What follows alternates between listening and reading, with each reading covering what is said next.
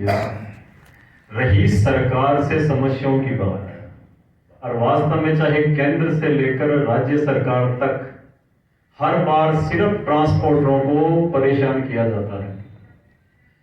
तो ट्रांसपोर्टर में सभी आ जाते हैं, उसमें चाहे ट्रक हो, चाहे बस हो, चाहे टैक्सी कार हो, ऑटो हो, जो भी कॉमर्शियल वाहन है, वो सभी को राजस्थान सरकार के द्वारा इतना ज्यादा प्रताड़ित किया जाता है कि समय समय पर टैक्स देते हुए भी जब भी कोई चुनाव आते हैं, सरकारी या गैर सरकारी कोई आंदोलन होते हैं, तो सबसे पहले अगर किसी को टारगेट किया जाता है तो वो ट्रांसपोर्ट लाइन को किया जाता है, क्योंकि ट्रांसपोर्ट के बंधु बिना सड़क पे उतरे अपने वाहन को चला नहीं सकते। यह उनका सबसे इजी और आसान तरीका है कि सबसे पहले अगर गाड़ी हायर करनी है तो कहीं पे भी, चाहे वो पुलिस विभाग हो, चाहे यातायात विभाग हो, चाहे परिवहन विभाग हो, कहीं पर भी जैसे गाड़ी उनको मिलती है कैप्चर कर लेते हैं। एक तरह से रिकवरी एजेंट का काम मैं पहले भी बोलता है और भी बोलूंगा कि ये विभाग रिकवरी एजेंट के काम बंद कर दे। जब आप डीजल का कॉन्ट्रैक्ट देते हो, जब आप टेंट का कॉन्ट्रैक्ट देते हो, जब आप खाने का कॉन्ट्रैक्ट देते हो, जब आप मीडिया को मैनेज करते हो, तो ट्रांसपोर्ट का भी आप क्यों नहीं टेंडरशिप शुरू करते चुनाव के दौरान? टेंडर प्रक्रिया अपनाओ ना, हम आपको अपने आप चलाकर गाड़ी देंगे, आपका भी फ्यूल बचेगा, आपके विभाग का भी फ्यूल बचेगा, आपके विभाग के जो कर्मचारी सड़कों पे दिन रात बैरिकेड लगा के खड़े रहते हैं गाड़ियां रोकने के लिए, वो समय भी बचेगा, आपके विभाग के कर्मचारियों को अन्य काम दो। लेकिन जब तक ये टेंडर प्रक्रिया शुरू नहीं होगी, राजस्थान के अंदर ये विभाग रिकवरी एजेंट का काम करते रहेंगे। तो हमारा अनुरोध आपसे ये रहेगा कि अगर आप दिल्ली में जाएं तो ये बात जरूर रखें कि राजस्थान सरकार के द्वारा जब भी सरकारी, गैर सरकारी या चुनाव जब भी कोई आते हैं, उस समय टेंडर प्रक्रिया परिवहन विभाग शुरू करे या राज्य सरकार शुरू करे या चुनाव आयोग शुरू करे, ताकि गाड़ियों को पकड़ पकड़ने का काम नहीं रहे, हमारे मन में भय बना रहता है।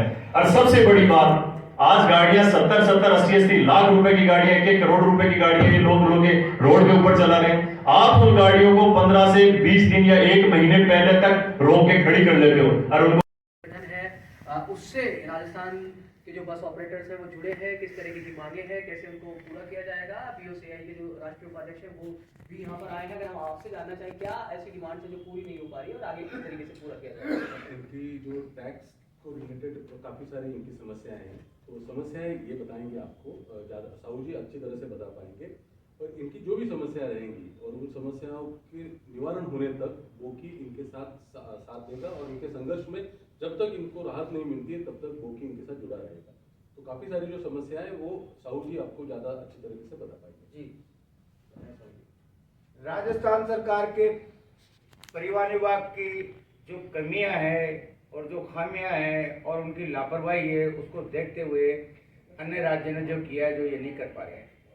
अन्य राज्यों ने टैक्सों में कमी की है, किराए में वृद्धि किया है, और ये राजस्थान की सरकार सिर्फ अपनी वोटों की राजनीति के खातिर हमारा यूज किया जा रहा है। सन 2014 में जो है किराया डिसाइड हुआ था राजस्थान के बस ऑपरेटर का।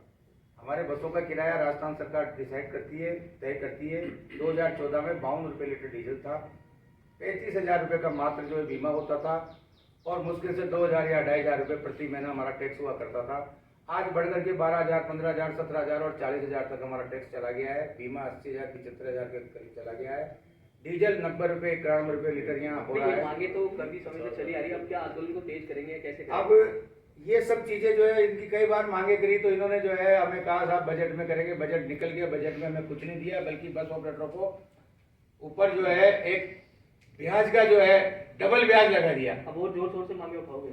अब जो है हम जो है अब हमारे बस ऑपरेटर एसोसिएशन राजस्थान जो है आंदोलन की ओर अग्रसर होने जा रहा है और हो रहा है। आगामी मीटिंग हम जो है राजस्थान के पूरे समस्त एसोसिएशन की मीटिंग पुष्कर में बुलाने जा रहे हैं अगली तारीख को। तो वहां पर हमारा जो है आंदोलन पुष्कर में डिसाइड होगा। हाँ, पुष्कर में जो मीटिंग होगी उसमें सभी यूनियन का साथ में सम्मेलन होगा और उसमें साथ मिलकर के आगे के आंदोलन की उसमें बस और कार एसोसिएशन में, कार एसोसिएशन से आता हूं, तो राजस्थान के अंदर टैक्स को लेकर के, वेट को लेकर के, अन्य राज्यों से गाड़ियां जो इनकी बसें रजिस्ट्रेशन हो रही है, क्या कारण है कि बाहर के राज्यों से गाड़ियां राजस्थान के अंदर चल रही है? सबसे बड़ा है टैक्स का मुद्दा।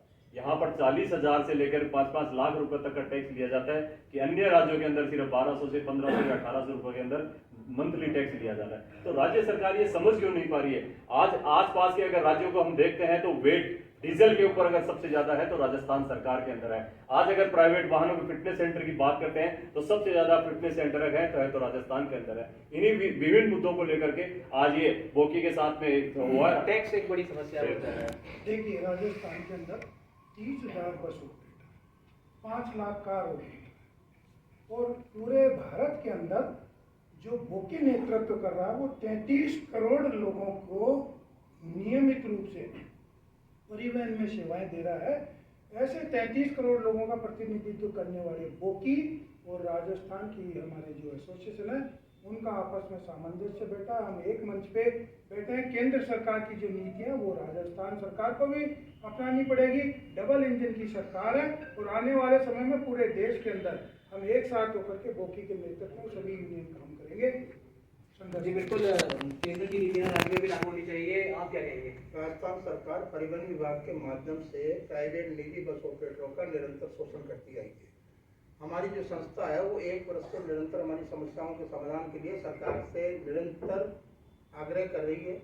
जिसको हमारी समस्याओं को समाधान नहीं किया गया, हमारा किराया नहीं बढ़ाया गया, हमारे राष्ट्रीयकृत मार्गों पर जो कंडीशन लगा रखी है राष्ट्रीयकृत हमारे मार्ग होने चाहिए वो नहीं हुए हैं। आज 30,000 बसें हमारी निजी बसें 30,000 राज्य में चलती है प्राइवेट। राजस्थान रोडवेज की केवल 2500 बसें हैं जिसमें भी 500 बसें प्राइवेट ऑपरेटरों की है। केवल 2,000 रोडवेज की बसें यात्रियों को सुविधा राजस्थान देती है, हम देते हैं 30,000। बिल्कुल, निजी ज़्यादा सुविधा दे रहा है।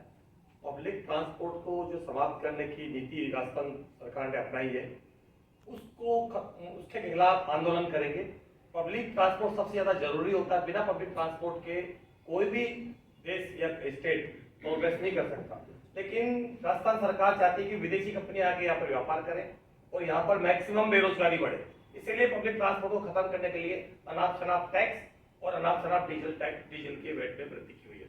उसके खिलाफ आंदोलन करने के लिए हम एक साथ इकट्ठे हुए हैं और बोकी के नेतृत्व में ये आंदोलन राज्यव्यापी बहुत बड़ा रूप लेगा और जनता की सुविधा के लिए पब्लिक ट्रांसपोर्ट में मैक्सिमम से मैक्सिमम जो पब्लिक को सुविधा मिल सके उसके लिए जागरूक किया जाए। जी बिल्कुल, तो लगातार बस ऑपरेटर जो है वो मांगे उठा रहे थे, लेकिन अब राष्ट्रीय संगठन से जुड़े हैं और उम्मीद की जानी चाहिए कि जिस तरीके से ये कह रहे हैं कि आंदोलन को और तेज किया जाएगा, तो उम्मीद यही की जानी चाहिए कि सरकार इनकी जो मांगे हैं उन पर विचार करेगी, उन पर सहमति बन पाएगी। मनमोहन के साथ सुदर्शन शेखावत, जन टीवी, जयपुर।